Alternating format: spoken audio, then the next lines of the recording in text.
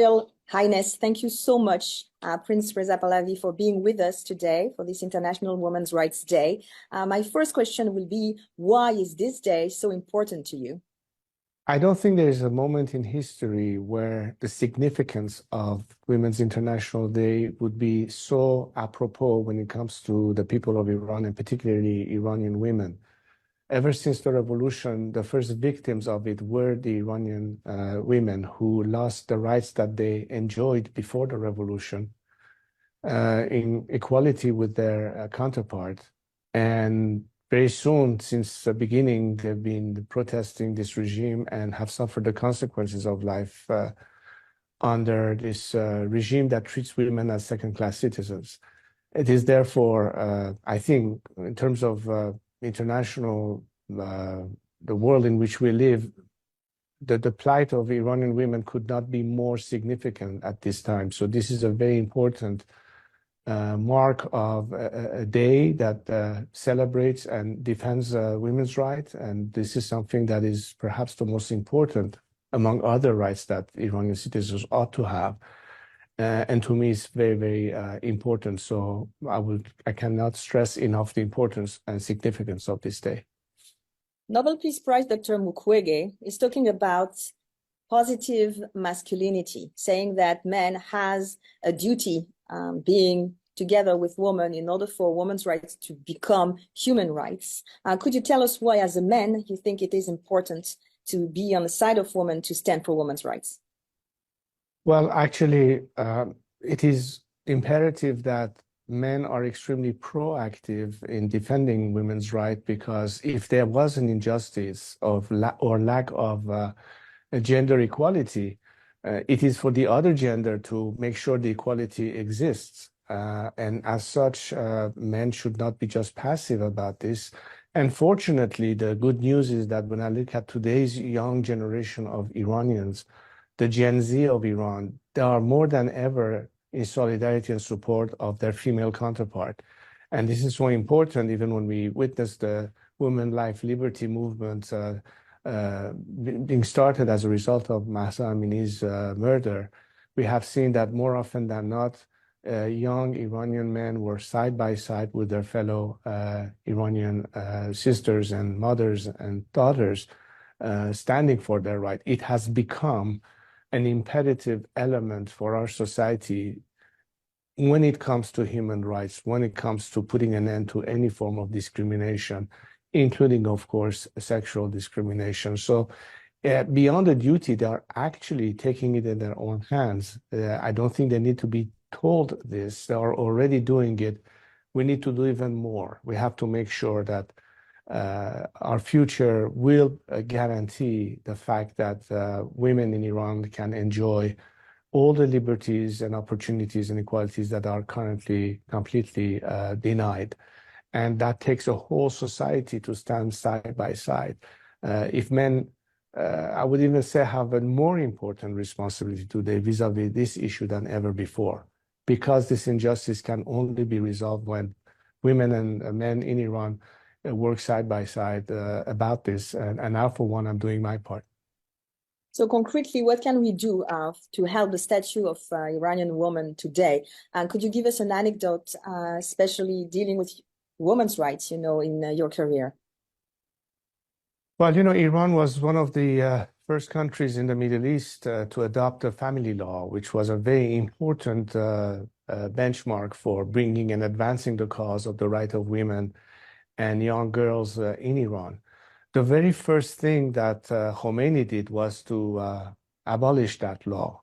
A lot of progress was done at the time. Iran was, women received suffrage and a right to vote 4 years before the women in Switzerland did.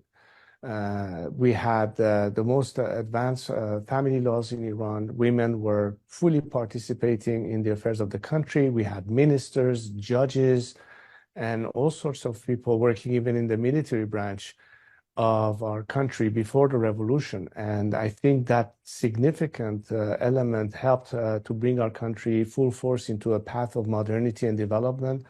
And women were involved in various aspects of society, in universities, as teachers, as architects and engineers, and you have it.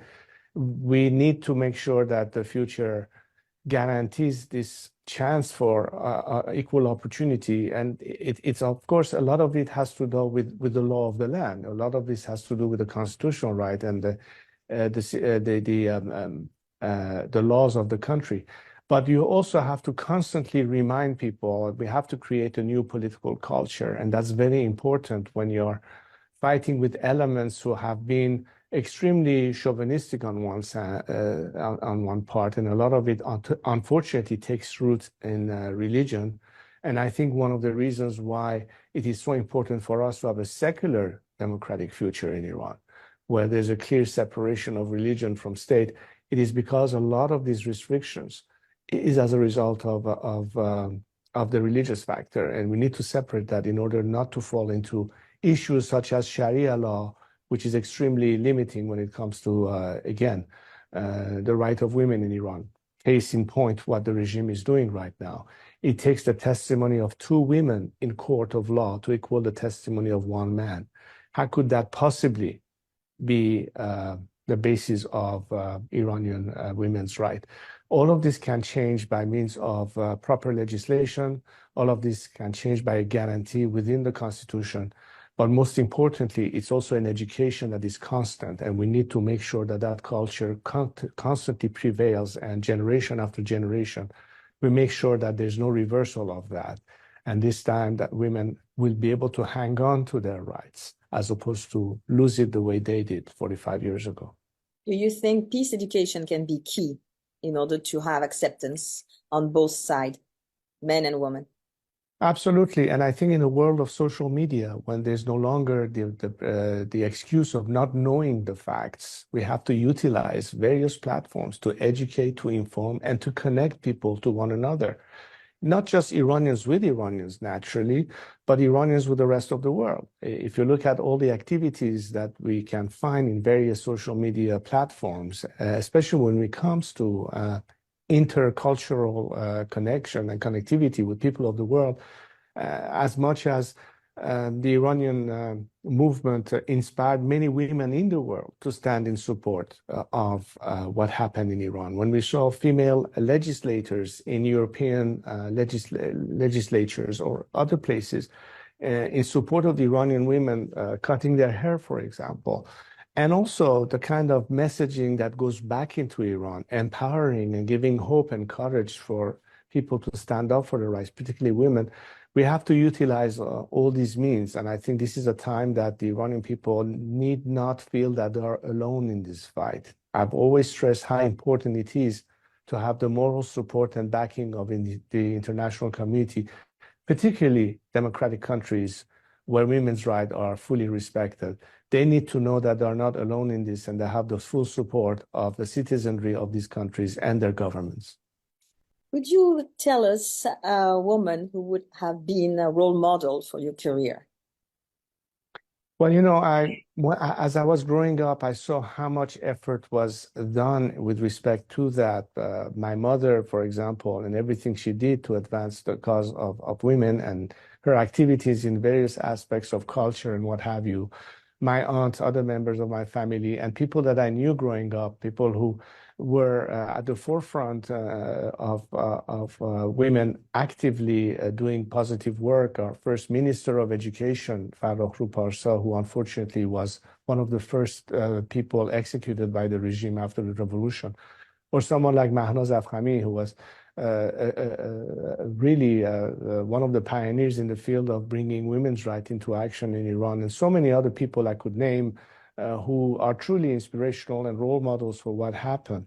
I myself take pride of the fact that as seeing my wife and her work in terms of being a lawyer, and the time that she worked for that, and her support of Iranian causes, children causes, and what have you. My daughters, who are now also working and enjoy the freedom that America offers a young woman to be able to pretty much do everything that they can. All of these elements, I think, is quite inspirational, knowing that it is in total freedom that we can have the maximum output and contribution of women in society in various roles and and shapes. And this is the future that Iran needs to think that we need to engage full force, every aspect of citizenry, and especially the vital role that I think women can play in Iran's society in all sorts of different areas. But first and foremost, we have to make sure that they are liberated, that a whole nation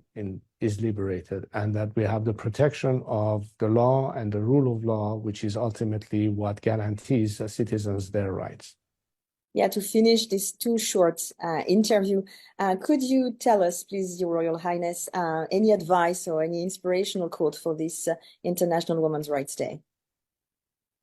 I think when you look at the sacrifices that has been made by our women all these years, nothing can be more inspiring into seeing why is it that we have to be much more than just observer of that. We have to do everything we can to redress and reverse this injustice. And frankly, I think that more than me inspiring them, they inspire me.